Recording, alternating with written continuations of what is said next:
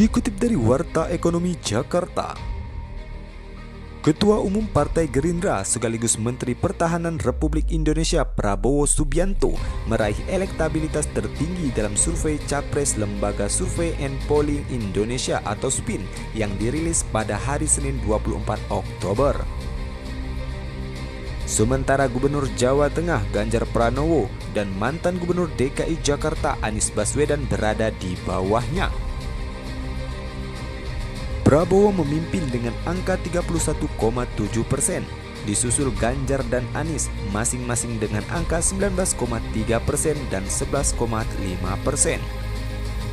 Direktur Eksekutif SPIN Igor Dirgantara menjelaskan ada 3 pola menarik dari ketiga capres teratas itu dalam periode survei Oktober 2022.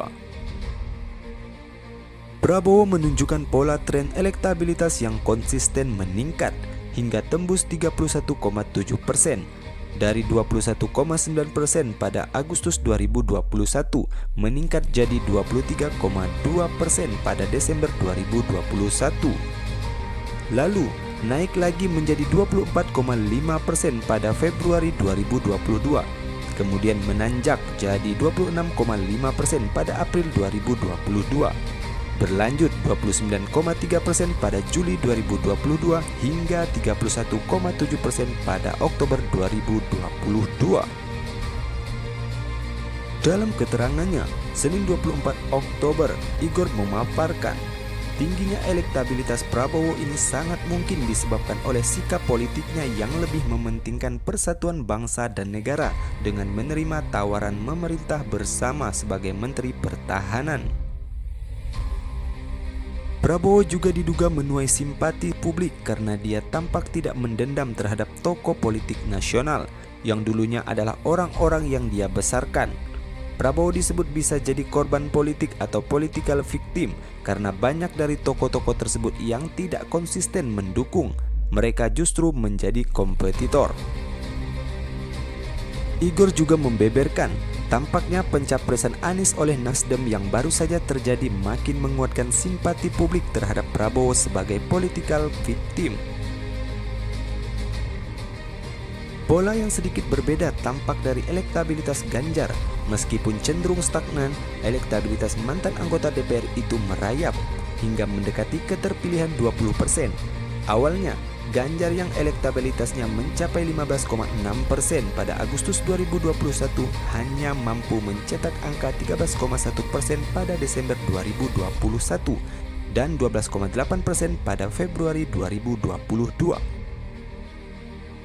Namun setelah itu, angkanya bergerak naik menjadi 17,2% pada April 2022, berlanjut menjadi 17,9% pada Juli 2022, dan membukukan angka 19,3% pada Oktober 2022. Bukan tak mungkin elektabilitas Ganjar meningkat bila dia berhasil mendapatkan kepastian tiket capres dari PDIP, ucap Igor. Tak seperti Prabowo dan Ganjar yang menunjukkan tren meningkat, Anies justru sebaliknya. Elektabilitas mantan Menteri Pendidikan dan Kebudayaan ini justru menurun setelah dicapreskan oleh Nasdem. Belum ada tanda-tanda pemilihnya memberikan dukungan. Elektabilitas Anies yang cukup tinggi pada Desember 2021 dengan angka 16,1% terkikis menjadi 11,5% pada Oktober 2022.